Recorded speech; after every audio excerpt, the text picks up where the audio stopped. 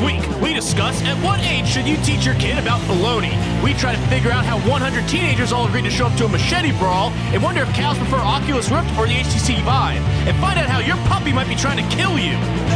Bulletproof! Not bulletproof. Robot lady, sound the alarm! Warning. The following podcast is another wasted hour. Warning.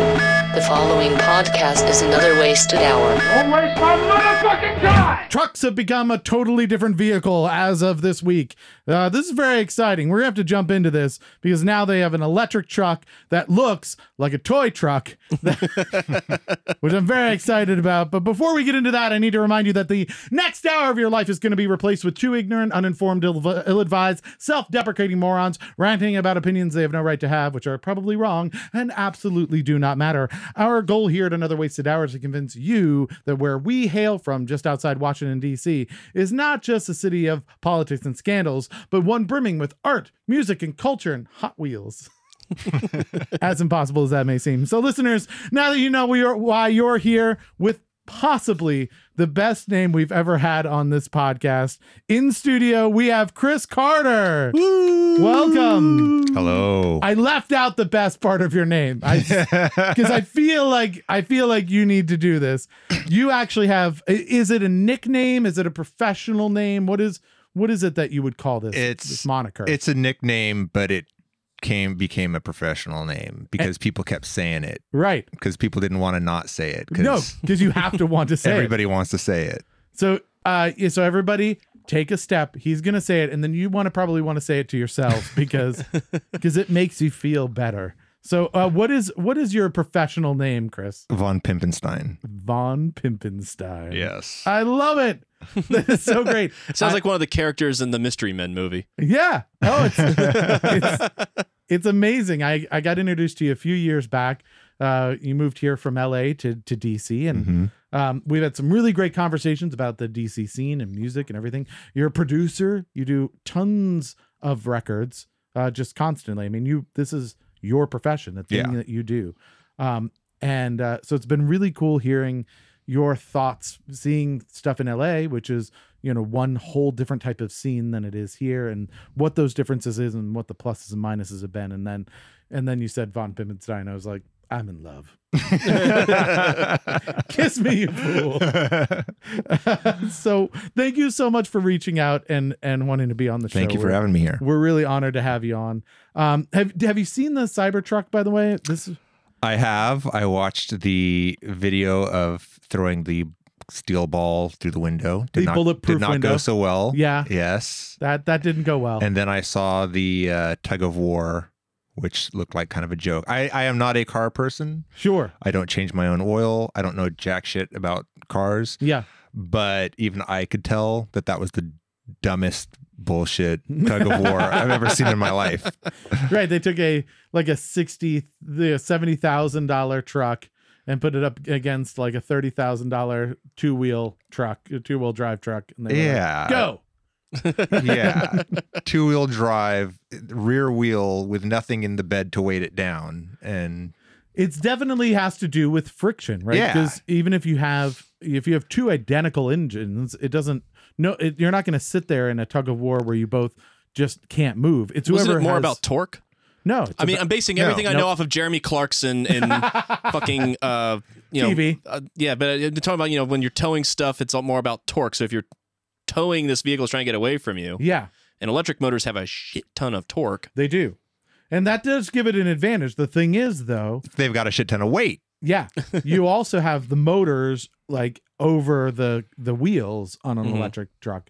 And so you have more weight on the rubber hitting the road, which means not only do you have four-wheel drive pushing the truck forward, so you have four patches, but you have weight on those patches. And if you're going up against a two-wheel drive, you've got two wheels of patches of rubber, which don't have a lot of weight behind them because it's over the truck of the bed, which just isn't heavy, right? The engine's all in the front. So it really comes down first to your friction, which one can actually, if you were to even the friction of both of them, then it would be who has more torque. But if this one truck has more torque but less friction, doesn't matter. You just spin wheels. All of that aside, though, I still want one. Science! Not gonna lie, I still want one. You want one. I want this one. Is interesting because it's been very divisive. A lot of people think it's just the ugliest thing that's ever rolled off an assembly line. Have you seen me? Perfect. Perfect compliment. It's like looking into a mirror. I know some people are waiting for the next generation, which has more polygons. It's got that, old DeLorean, brushed aluminum. So if you scratch it, you just take some steel wool and buff it out. Yeah. Anyone who's had to load a drum kit into the back of their car knows that's really fucking useful. I would think that, but at this pace, though, if you think they put this one out this year, right, and improve upon it maybe next year, it's probably going to be 2030 or so before they end up getting into like shading and ray tracing, right? Like it's going to take forever for it to look like a real truck. Yeah, maybe just 5 years before we get to like, what is it, the 3D acceleration cards like we used to have. Right, exactly. Some people were really upset with the fact that they said that the windows were like quote unquote bulletproof, and then they threw the steel ball, totally busted the window. So they actually revealed that it would happen because they did the whole sledgehammer test on the doors first. And apparently that cracked the base of the glass. That's bullshit. And they were like, it's like some guy like tweeted Elon Musk. He's like, so I actually figured out why your windows broke. And Elon responded like, yep. So the sledgehammer broke the thing. Next time, steel ball test, then the sledgehammer. I don't think that was it. I think it was just crap windows. Yeah. And they need some explanation, because the way that it shattered, it didn't shatter like down through the door, you're saying? Yeah. Okay. Where the supposed sledgehammer impact was or whatever. Yeah. And I think they just fucked up. They didn't at the back door with a sledgehammer, and that one also smashed. So I didn't see the video. Yeah. Yeah. Both windows smashed.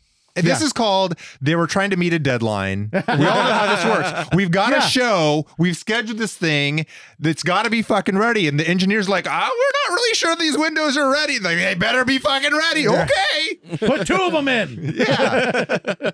And then they break. I mean, you see the guy with the steel ball and Musk is like, throw it at the window. And he looks at him like, are you fucking sure? Because this motherfucker's going to break. Yeah, right. You don't want me doing this on stage, do you? Do you want to feel this first? Because it's actually made out of steel. It's a real ball. It's not a tennis ball with tinfoil on it. It's just going to break the fucking window, and you're asking me to do it. Well, and the thing that's pissing me off is everybody's talking about the window breaking and those types of things, and the pulling of the truck, right? That's what they're talking about. And nobody's saying, wait a minute, Elon, I know for a fact that you make flamethrowers. There's not a single fucking one on that truck.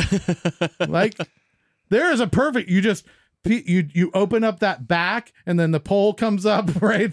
And basically you have a warthog, right, from Halo. It's basically the same thing. But no, not a single flamethrower. We're just being duped into thinking that this is going to be cool. So first, add flamethrowers. Fix windows. That's another thing. But you know what? I'm kind of with you, Adam. I think I want one. I want one because it doesn't look like all of the other things. I actually saw somebody on Facebook say, if you look at it, it just kind of looks like a raised up DeLorean. Right. And they said, I just wish. But how many of you grew up wanting a DeLorean? Yeah. Don't lie. But then they followed up and they were like, I'm kind of disappointed because I thought they'd make something unique. And I'm like, you named one car. Like, you named it probably the most distinct car of like the last 60 years that you can be like, oh, that's a DeLorean. Like, you know it right off the bat. And that's the one that you point to and you're like, I wish it was more unique. I'm like, it's pretty unique. That's all you can draw conclusions to. That said, the DeLorean wasn't a total crap car. Oh yeah, no, it was terrible. Like a total piece of junk. But everyone wanted one because it looked amazing. It drove terrible.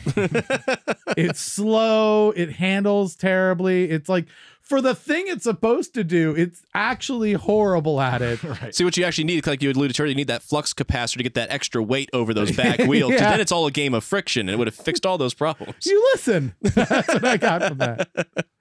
Yeah. So we've talked about the Cybertruck a little. We skipped over you, which is not nice, because I think people don't understand. we have a lot of great local musicians here in the DC area that we've had on the show. Some of them touring around, some of them doing some really big things. But I think in terms of kind of name recognition, like amount of albums, the success of those albums, things like that, you are probably the person that shouldn't be on this podcast the most. You've worked with some pretty big artists. Who have you worked with?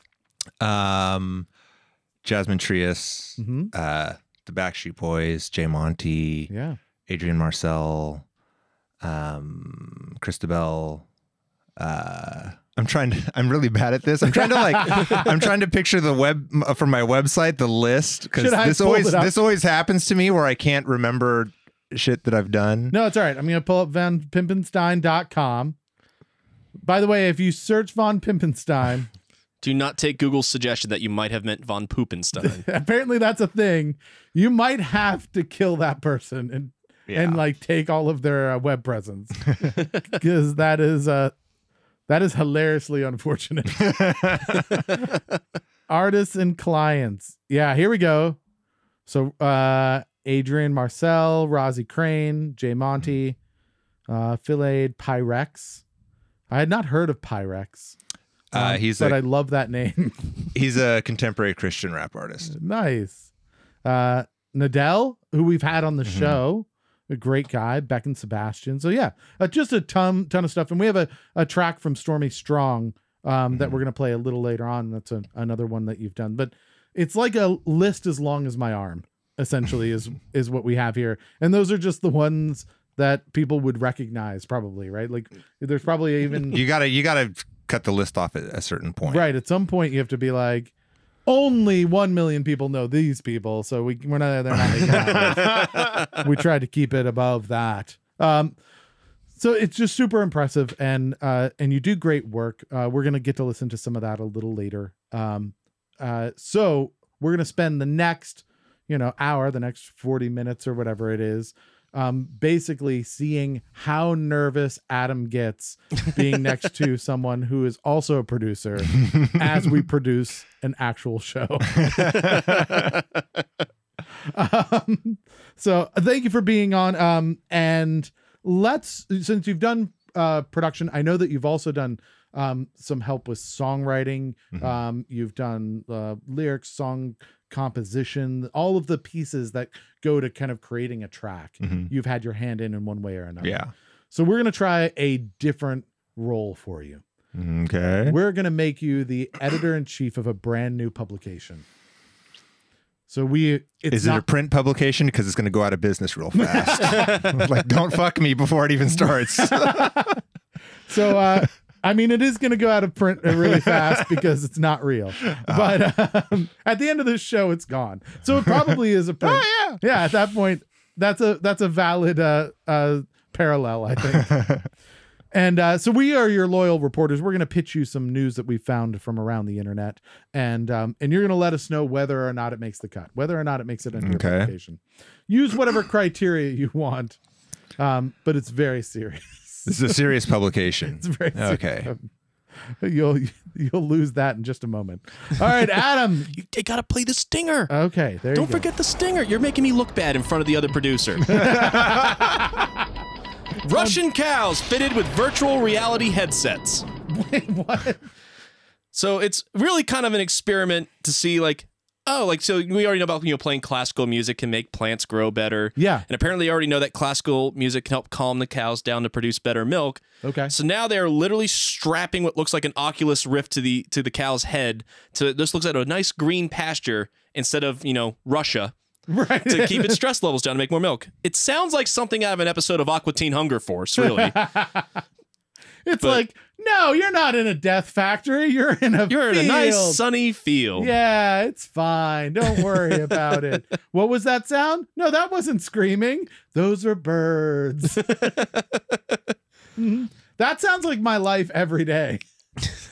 It's just like that meme where it's just the dog in the room that's on fire going, no, this is fine. Yeah. Everything's fine. So they have actually like visor headsets. I'll flip the computer on so you can see it. It literally looks like an Oculus Rift sort of thing. That makes it into my journal. We'll call it because it's a serious thing. Yeah. Not because of that, but because Nunez claimed recently that the cows were actually doing the hacking, and they have all of Hillary Clinton's 30,000 emails. Yeah. They apparently were. They were going in like the Matrix. And that makes it newsworthy. Uh-huh. After, I feel like they're just going to keep these on after they gain sentience and be like, this looks like something that would be driving the Cybertruck around. That's true. Yeah. That would be good. You know, we're trying to find alternative methods of energy. What if we plug the cows in like batteries like the Matrix? This could work, right? It's renewable. It's removable. Or if you could just capture their farts and you've got some natural gas. Right. Or what we also like to call a prank. Yes. What is this renewable energy or hazing? It's one of the two. I'm not sure which it is. Depending on the concentration, it could be both. Can you just imagine like it's your first day on the job and they're like, "Hey, Rook, go catch some farts." Are you? No, what? No, that's the job. This is terrible. Well, they got to figure out a way to put the cow on the vehicle and just like a direct hookup. Yeah. Like ass to intake. like human centipede, but for cows. Like reverse. Man, if I was the fart catcher, I would need an Oculus Rift to distract me from what I'm doing. All right, so is it news? Yes. Nah, all right. Sweet. All right, so fine. He is out in the lead. It's not competitive. More than not, unless I'm winning. More than 150 pounds of black market bologna was seized in Texas, border agents say. I dare you to say the word black market bologna and not laugh. I'm just saying. Black market bologna. You want to laugh? No, I don't. No? Oh, okay. I have an 8-year-old son. We play this game all the time. I'm a professional. Go home to your 8-year-old son tomorrow and just look at him straight face and say black market bologna. I bet he'll you lose win. it. Yeah. You will win that round. I'm not sure he knows what bologna is, though. It's still a hilarious word. You got to be like a certain age to know what bologna is. I don't even know. I thought that age was 8. Yeah, right. No, like, do they even make bologna anymore? Yeah. Yeah. Really? It has a first name and a last name. Are you kidding me? I don't even know, like, how far down has your career fallen when you're smuggling black market bologna over the border? What makes it black market? Exactly. It's bologna. Yeah, well, And how is that even profitable in the first place? I don't know. Like, the costs involved in smuggling it have to be higher than what you can sell it for. Right. I'm just. I mean, isn't that the point of bologna? Is that it's cheap, cheap, cheap? Right. No, you would think like there has to be like an 80% chance there's cocaine in this, right? There's no way. Did they check? I feel like maybe they didn't check and they just were like, "Oh, this is black market bologna. We've shut this case." if all the kindergartners are rubbing their bologna sandwiches across their gums at the end of lunch, it might be a pretty good clue. The dogs are barking. What's happening? Is there drugs? Are they finding drugs? Oh no, it's just bologna. That makes sense. Dogs really like bologna. And then they're like, "Case closed, everybody. We can go home." And they're like, "You sure we don't want to cut one of those open, see if there's drugs in it? It's bologna. How could they put drugs in it?" Black market. At what point do you go like, you know what? It's too crazy these days. I'm out of the heroin trade. and then you just stepped down and you were like, you know, I was human trafficking people over the border. And then you were like, that seemed immoral, right? So then I was like bringing parakeets across, and then that didn't turn a profit. I tried smuggling DVD players, then remembered, oh, that's not a thing anymore. Right? Yeah, like I was going into. I went into movie theaters and I was filming movies and bootlegging them. And then finally they were like, you know, the only good work out there anymore is bologna.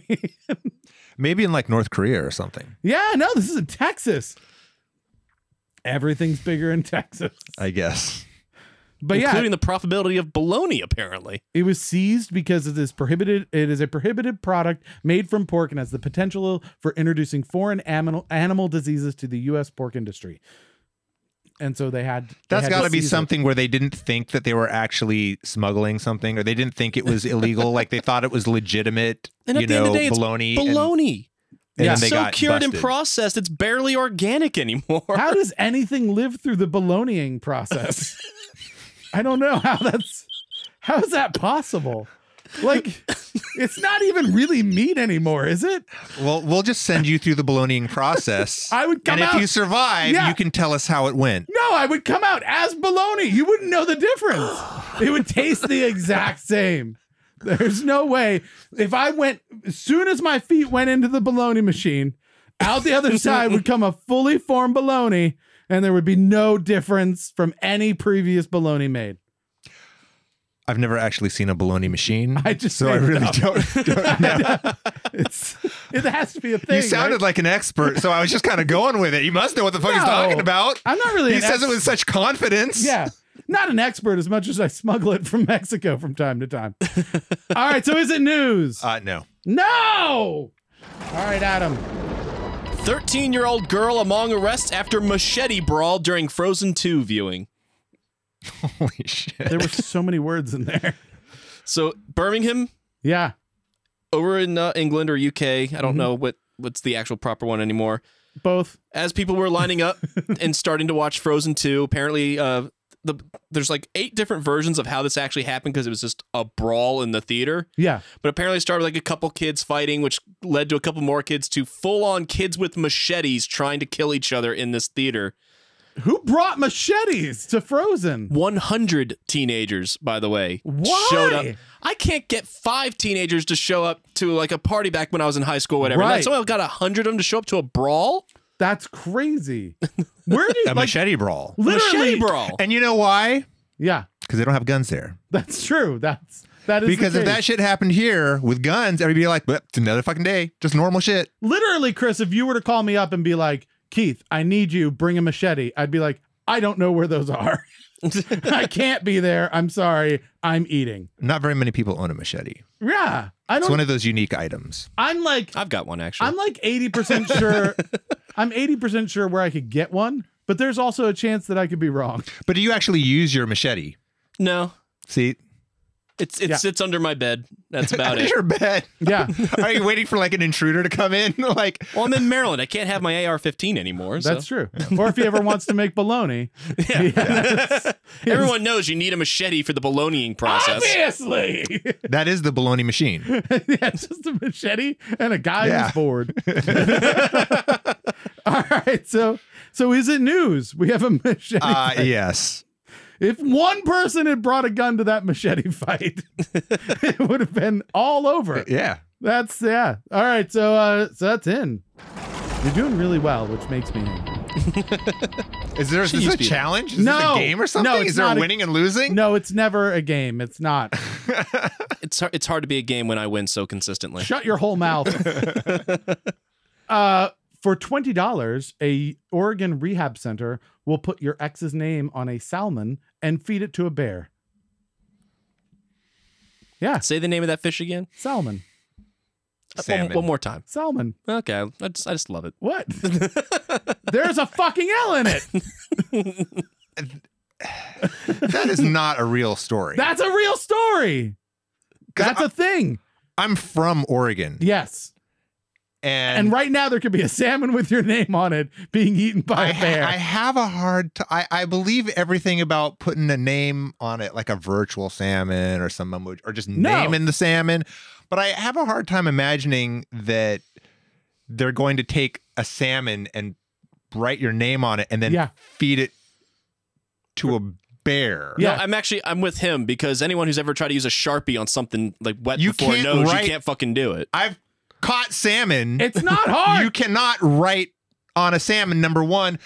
Number two, nobody's dumb enough Yeah. to wave a fucking salmon around in front of a bear. Have you met Keith? We just had people who had black market bologna. I know how you write on a salmon. It's simple, one word, machete. I don't. If that's a real news story, that's a. I don't know. That's a crazy. Yeah, they'll put it on the salmon. I don't know that they're saying that they write it on the salmon. Maybe they have a sticker on it or something. I say that story does not make it into my journal because that can't even be a real story. It's a real story. It's $20. I'm going to put your name on a salmon. Maybe, okay, they might be collecting $20 to, we sure are going to whip out the Sharpie and write your name on a salmon and feed it to a bear. That they don't actually do it. There's a picture of a bear on this. Okay, anybody can get a picture of a bear. Let's say if they actually did provide pictures and or video, we would have to now get Chris's name on a fish, just so we can email it to him later, and then put it on our podcast, like up on our website. I'm gonna find a way to get your name on a salmon that is eaten by a bear now, and then we'll make it into a GIF in one of those little electric picture frames to put up on your studio wall next to all your CDs and albums. Just a little GIF of your named fish being eaten. I'm gonna have your name put on a gummy dick and then eaten by a bear. Just so you know, this is happening.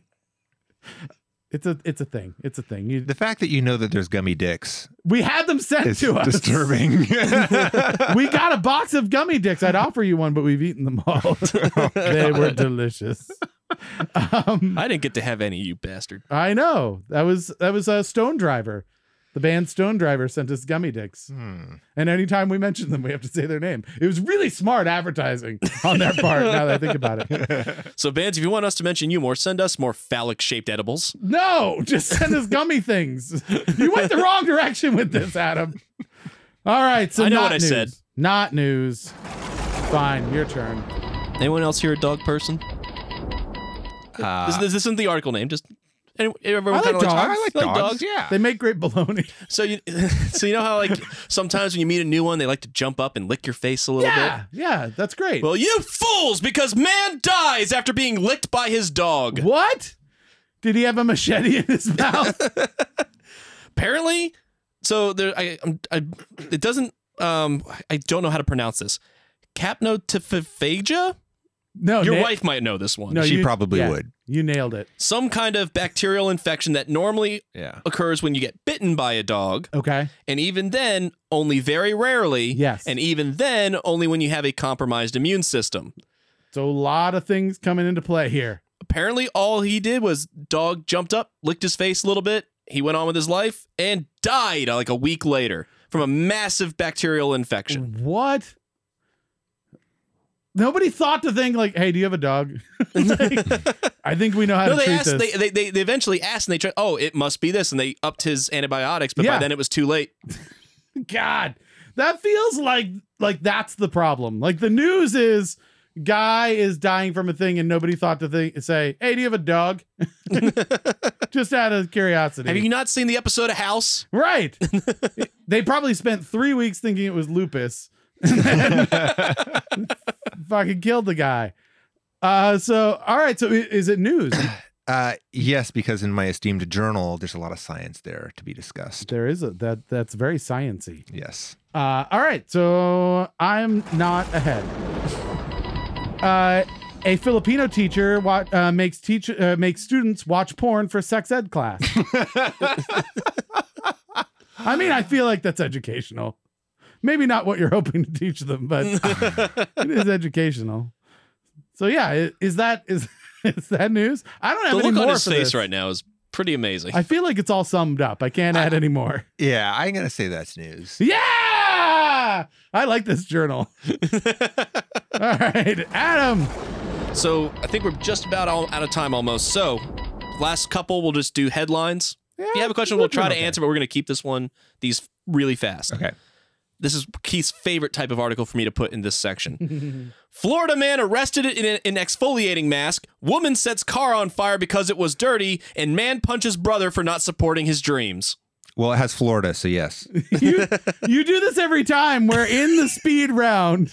Your headline is an entire clusterfuck of things that have happened that shouldn't be related and somehow are.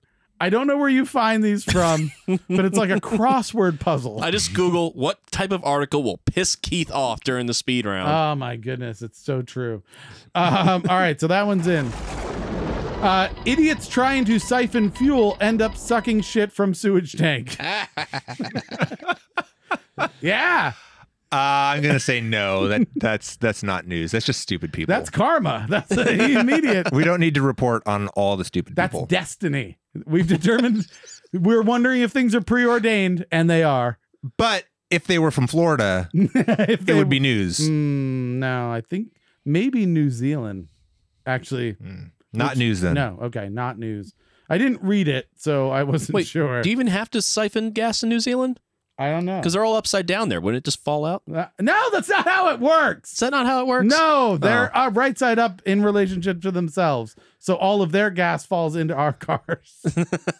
That's how it works. Yes. Yeah, Western Australia, apparently, was where this was. Laverton in central West Australia, which is a lovely area full of just things that want to kill you.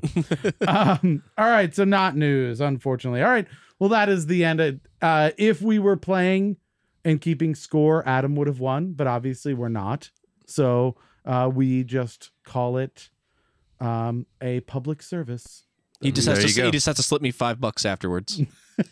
Well, we touched beards in the pre-show. Yep. So I think what's their names? The two, Christine and we'll look back through the logs, but there's two that promised us $5 each. Yeah, Ursula. To touch beards.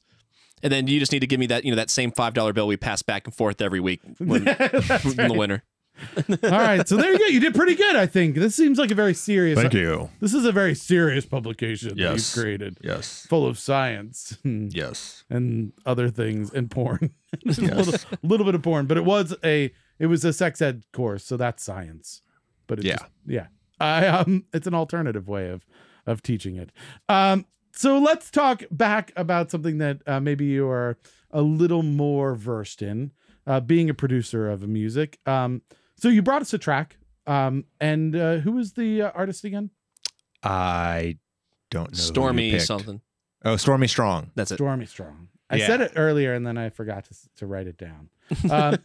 So Stormy Strong, this is a track that you produced. Yeah, I produced it with him. Okay. I've known him for a long time. Produced him a long time ago, and we've continued working together. Awesome. And you told us that when you were first, we actually ended up changing up the dates because you'd gotten sick. You were going to come on earlier. Yeah. And we were going to do a world premiere. This was going to be the world premiere. That was so exciting, but now it's out and it's available everywhere. Yeah. What is the name of this track? Never Say Never. Never Say Never. So, and I assume that's just everywhere, right? People could go up on iTunes and stuff like that, and pull it down. I imagine. I haven't actually tried. No, someone try that right now. I'm thinking that you probably could do it, or I mean, never say never. Yeah, theoretically, I mean that's the whole point of releasing it would for it to be available on Spotify and Pandora and all that stuff. Stormy was just like, Steve, you get the only copy of this. Yeah, it's a limited release. Yeah, it wouldn't be like that one band I've worked with a couple times to produce whole albums, and then they just release them to practically nobody. Their family. Keith. I had nothing to do with that.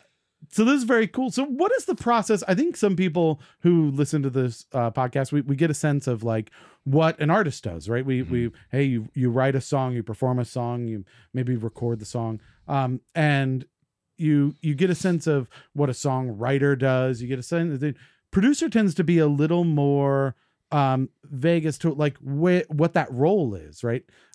What would you say a producer does? What is it that a producer brings to a particular recording or a track? I would say it's very analogous to being like a film director, but instead of a script, you have a song, and instead of actors, you have musicians. Yeah. So your job is to bring the song to life with the performance of the musicians and oversee the shaping of it.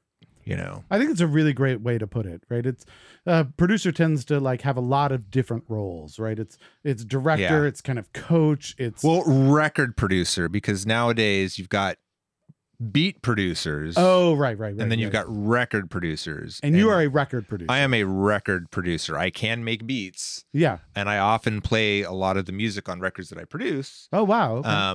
But but I'm an actual record producer. Whereas the beat maker, they just know how to crank out beats, but they don't actually know how to make a record. Right. They just know how to know how to make the music a part. segment of a song. Yeah, that's like, so they only really understand like 1/3 of the whole thing, because 1/3 of it is kind of, you know, the music, 1/3 of it is the vocals, and then the other third is just project management and, you know, getting it done, getting the shit done, because a lot of people can't finish it. Well, and I think there's also like kind of a counselor coaching kind of thing as well, right? Like as you get artists coming in, sometimes you have artists that are less confident, or like how there's a lot of psychology. Yeah, how do you get the best out of somebody? And sometimes that's a, you know, like, you know, fucking do it, right? And they're like, okay. And other times if you did that, it would just destroy their confidence. Yeah, and like you have to figure people out. Yeah.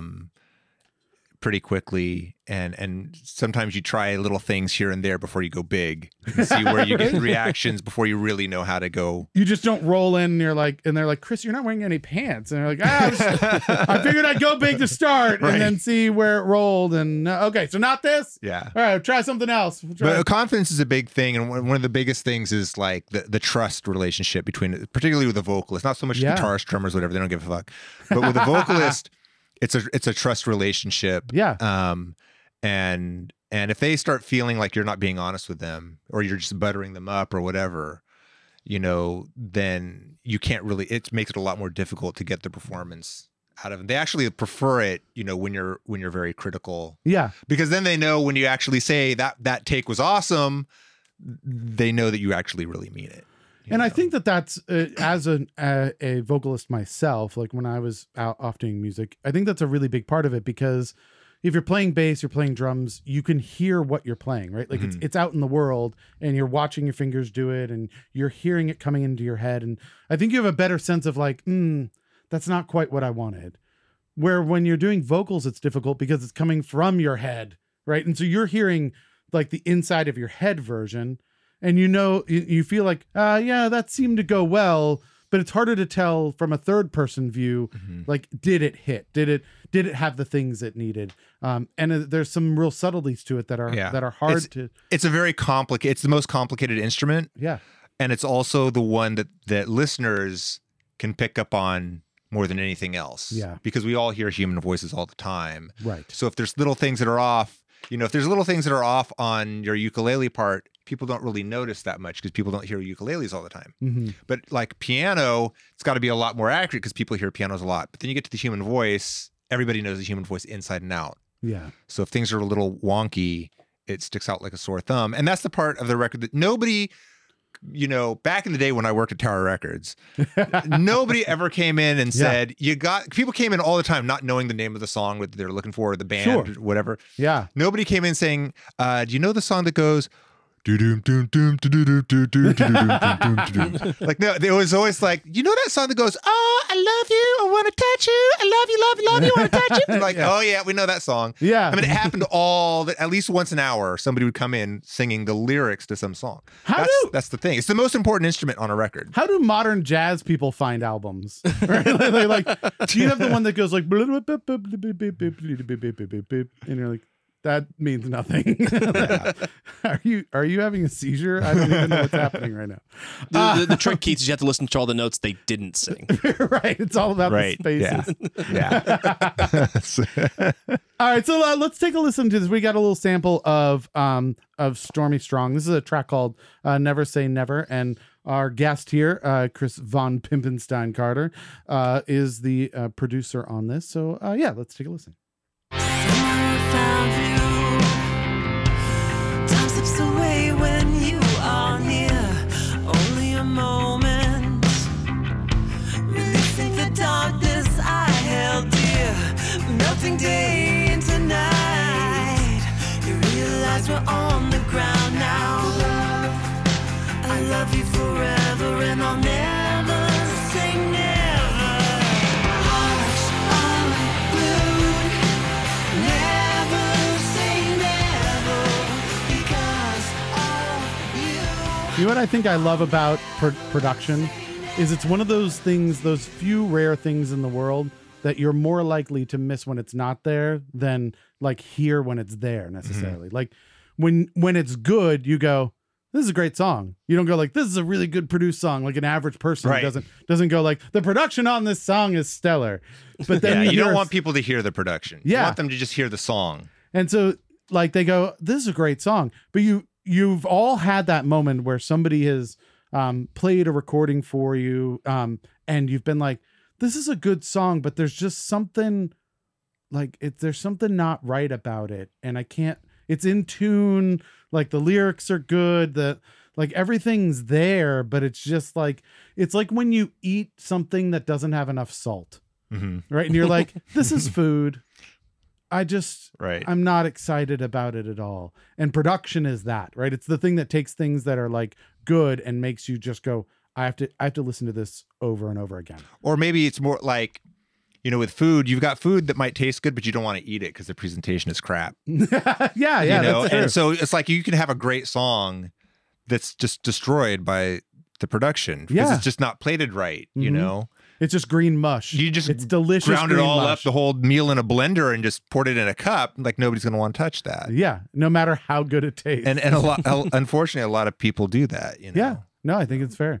So yeah, go on to the internet, look for Never Say Never by Stormy Strong, and go check out vonpimpenstein.com, and you can see all of the artists. If you liked how that sounded, then what you're going to hear is a bunch of other artists from different genres who also sound great, which is a hard thing to like sell.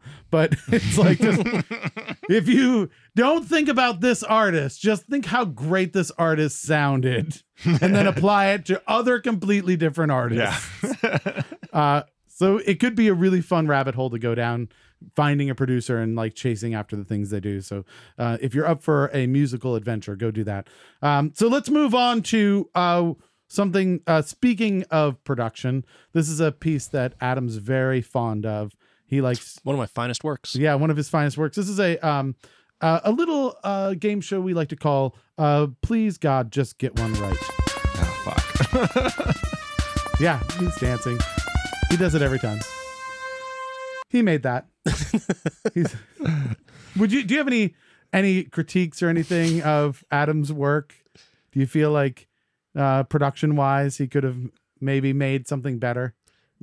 Dad, you're embarrassing I me. think there could have been a little bit more ass shaking. It was good. Yeah. But it was like, you know, here's the thing. Let me Yeah. put on my producer hat. Right. I like Yo, dog. I like the ass shaking. It was great. It was really, really good. Yeah. But what I need you to do is take that same ass shaking with the attitude that you had about 5 minutes before that, combine those two together, and then just take it to like 11 and go overboard. I want to have to like pull your ass shaking back and say it was too much Too much ass shaking. and bring it back. I never want to have to pull his ass shaking back. Just saying. I hope I never have to ever say those words. All right. So what we have is 6 questions. The category was given to us by Siobhan O'Brien. She's playing the next 5 days. So this will come out later. So it'll be over. You won't be able to go to it. She's up at Murphy's in Alexandria. She'll be back around if you're interested in her music. But the good news is if you hate this topic, you can still go to Murphy's in Alexandria and ask her to play the unicorn song because she hates that fucking song. Okay. And be like, this is because of Please God Just Get One Right. Right. And she'll know. She'll know. At the end, we will need a category from you for our next guest. So think about Okay. that. Are you ready for your category? Sure. Hit me. The Muppets. The Muppets. Yeah. How do you feel? I do recall long ago, a few centuries back, watching the Muppets on TV as a kid. So you know what they are, at least. I know what they are. That's good. So that's a step in the right direction. I'm halfway there. You only need 1 right out of 6. I'm going to ace this whole fucking thing. I like the confidence. I need you to take the ass shaking back a little bit.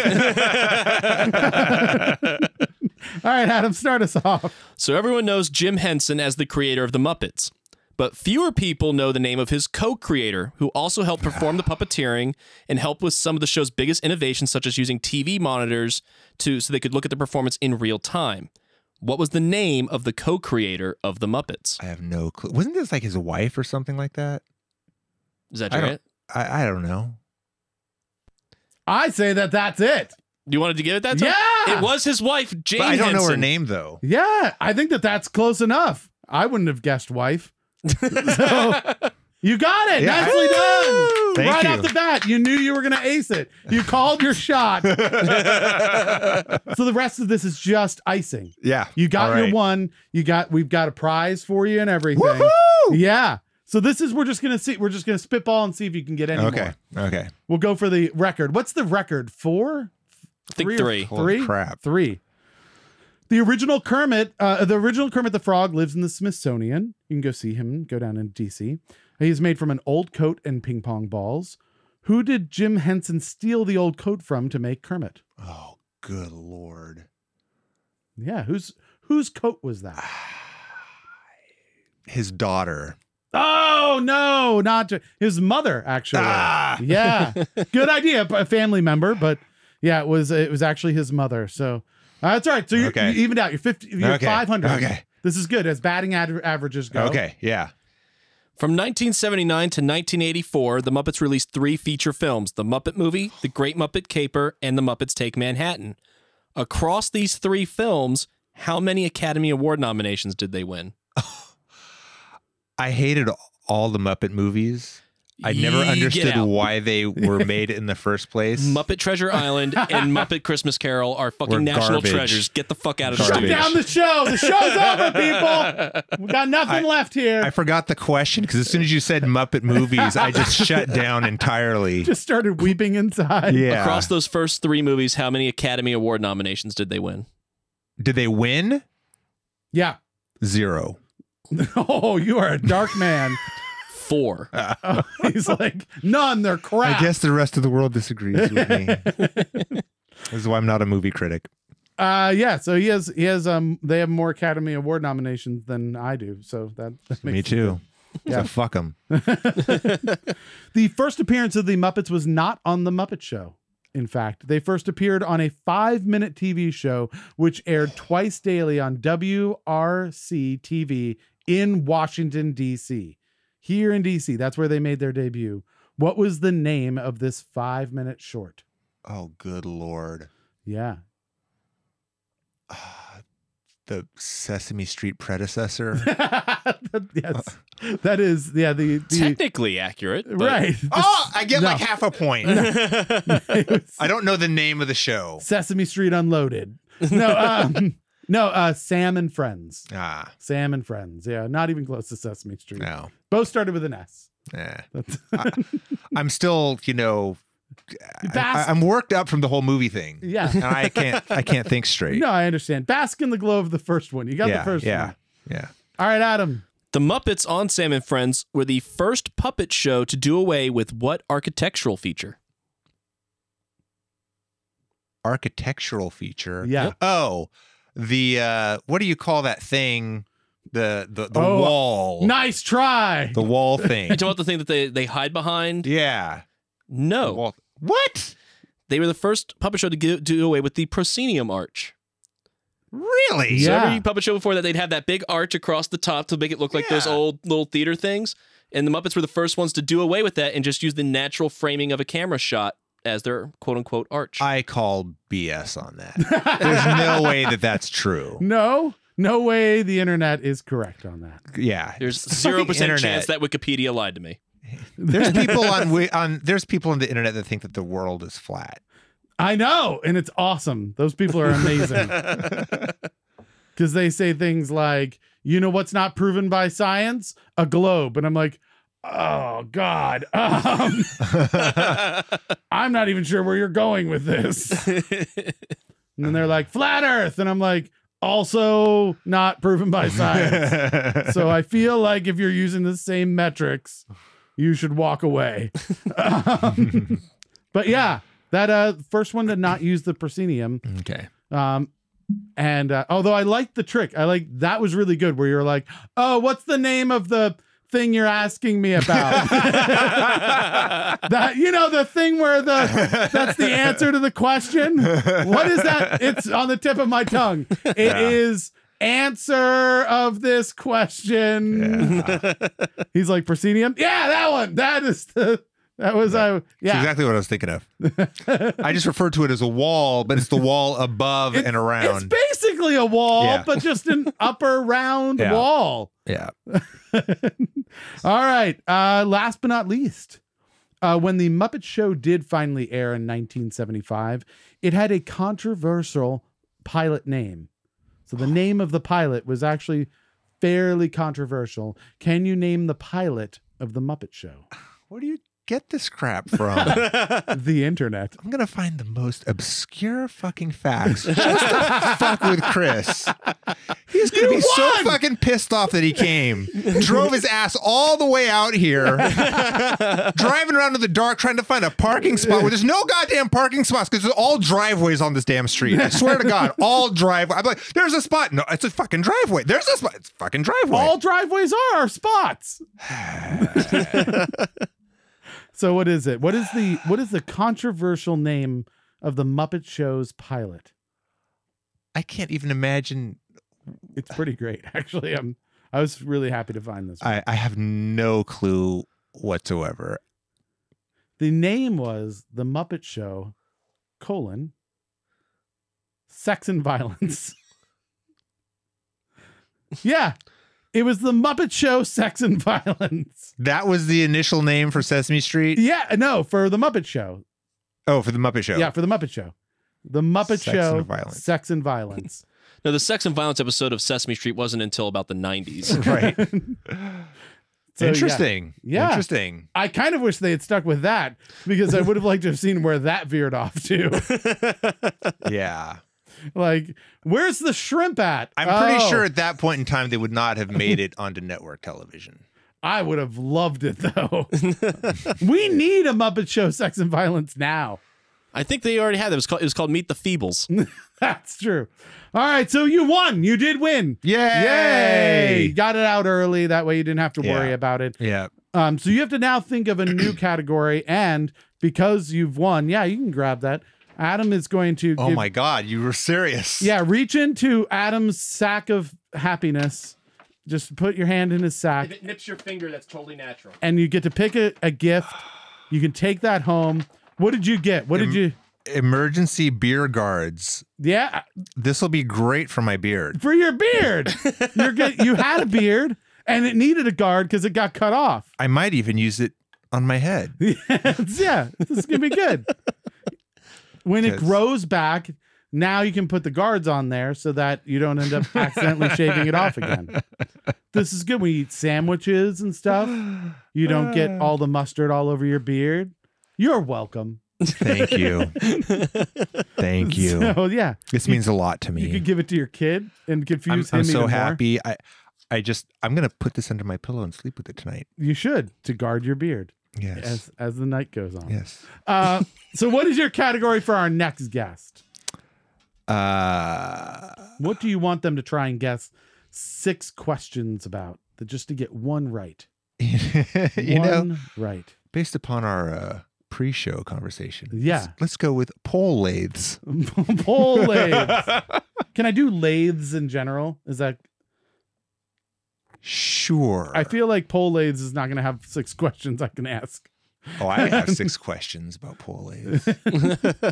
But lathes, I think we can do because Lathes. first question would be, what's a lathe? And I feel like... basically what you're Yeah. telling me is, Chris, I don't want to spend 6 fucking hours Yeah. researching fucking pole lathes. Right. Give me some easy shit because I really only want to put about 2.5 minutes into this. I will promise you at least one question about pole lathes. Okay. I want to give the next person like some fighting chance, and I feel like pole lathes. I feel like I had no fighting chance. You did. You won. I feel like you got the most obscure stuff. The whole Yeah. thing was rigged. Imagine if we got obscure stuff about pole lathes. But it's all relative, you know, because Maybe pole so. lathes are obscure. But at one point in time, they were not obscure. That's true. That is fair. So there you go. All right, so you've got your beer guards. I do. Next week, we'll be doing 6 questions about lathes. We're running a little short on time, so let's jump straight into our near and far sections. And we were going to find out about some stories of you and being a producer and a person. Yeah. I understand. So let's start off with near. I hear that you at one point recorded a centerfold. Yes. Perhaps a centerfold. Yeah. So this was like back around like, I don't know, 2001 or something like that. Okay. Yeah. And a label was putting out a compilation that was targeting the Asian American market and kind of the import car scene. That was like their target demo. Interesting. Okay. And Kylie Yu was a very well-known Playboy chick at the time. Mm-hmm. And I believe Bunny is the term. Every import car guy knew who she was. And so and she was trying to be a singer at the time. And so nice. Did she do pictures on cars? Is she one of those? I'm sure she did. Yeah, probably. I'm sure she did. And so the label... He, of course, would not know anything about that sort of stuff, Chris's wife. There's no way he knows anything about... Ladies on cars. Ladies on cars He's or Playboy centerfolds. Oh, she knows everything. That's how I knew she was the one, because she started seeing the picture. Because before her, there was a girl that I dated that I really liked. And everything was going great until she started seeing pictures of like Janeska and Natalie's. And she's like, these are like the people that you work with? I'm like, oh, yeah. Yeah, it's great. She was like, that was the end of it. So you've got this Playboy bunny in the studio singing. So, but at the time, this is when I, was starting out, and my studio was literally a 5x10 sunroom. Sure. And it was extremely hot that day. Okay. And so in this little one room setup, I was always just sitting down at the computer, the computer and the soundboard, right next to the singer. Right. Yeah. And we had this little fan that we'd turn on if it was really hot, in between takes and stuff. Yeah. And so Kyla's there, and it's so hot. It was like a heat wave. So she's like stripping down, not all the way, but she was like in tight little shorts and in a wife beater, just sweating buckets, she's used about to 12 naked. inches away from me, right? She's not shy, I assume. Yeah, no, she's not shy because she's post naked for everybody. So no big deal. Everybody's seen her naked. Yeah. So, but I'm a professional, so it didn't faze me. I'm just concerned about getting good takes and all that kind of stuff, But afterwards, when I when talking with friends and whatever, what'd you do last week? And I was like, oh, Kylie Yu was over recording. They're like, what? Kylie Yu, really? I was like, yeah. I was like, it was a really difficult recording session because it was stupid, crazy hot. Right. And so it was really uncomfortable. And she's like just sweating buckets. She was sweating buckets. Yeah. Yeah, and she was like just took like all her clothes off, little booty shorts and a little wife beater, just sweating, and they're just like, oh my, like instant erection. They're like, I want your job, and then and you're like, if you did my job like that, you wouldn't have my job. Yeah, you wouldn't have my job. You would lose my. If you really want my job, here's 4 hours of vocal edits. Yeah, good luck. Yeah, that's like, it shows you kind of how things are different, right, from the other side of the glass, right? You look at it and you're like, oh my God, you work with all of these like big artists or whatever, it's like, oh, Dave Grohl, and the people who know Dave Grohl are like, yeah, but I mean, we have to do work together. Right. Like, it's like, yeah, I mean, we're not like chugging beers and hanging out. We're like, we're laying down tracks because we're goddamn professionals. Yeah. Yeah. So it's a great window into that. Yeah. All right. So we've got a couple minutes left. Let's talk this. I used the name of an obscure band that I like a lot called Murder by Death, and to name this particular story. This cracked me up when you were telling me about it. So walk us through what happened on this particular night. Okay, so in the very, very, very beginning of my career, when I was not able to support myself yet, and I was recording this rap artist, Miss Daisy, and she, at one point in time, we were over at her place in San Francisco talking about music stuff. Sure.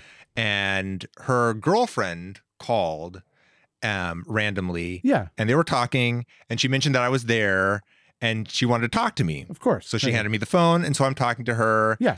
And she starts telling me how, I better not put my hands on her girl. Sure. And all kinds of mumbo jumbo about that, and how she'll put a cap in my ass, and I'll have to watch out when cars drive by, and blah, blah, blah, blah, blah. And I, just playing along and laughing. Yeah, I'm going to watch out for the cars. Sure.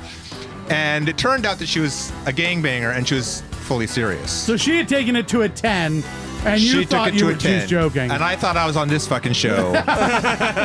Making it worse. Yeah. That's awesome. Well, that's what we do on this show, is make things worse. Chris, thank you so much for joining us tonight. Did you have a good time? I did. Excellent. Chris Von Pimpenstein Carter Go check out Stormy Strong, Never Say Never online. And also go to VonPimmenstein.com to check out more of the amazing production work that Chris does. Please like our posts, follow us, retweet us, and share the show on Facebook, Twitter, and Instagram. We cannot do this without you. Also, don't forget to review us on Facebook, Apple Podcasts, and Google Play. If you're an artist, musician, or culture creator in the DC area, we want you on our show. Email us at booking@anotherwastedhour.com. Thanks to Engineer Adam, Kevin Emmett, Jim McNally, 22, Justin Rogers, Big Metal Records, Big Metal Studios, and Alchemical Records for all their contributions. But most of all, thanks to our guest Chris Carter and you for wasting a perfectly good hour with us. This has been another wasted hour, and if you just realized that, don't blame us. We warned you.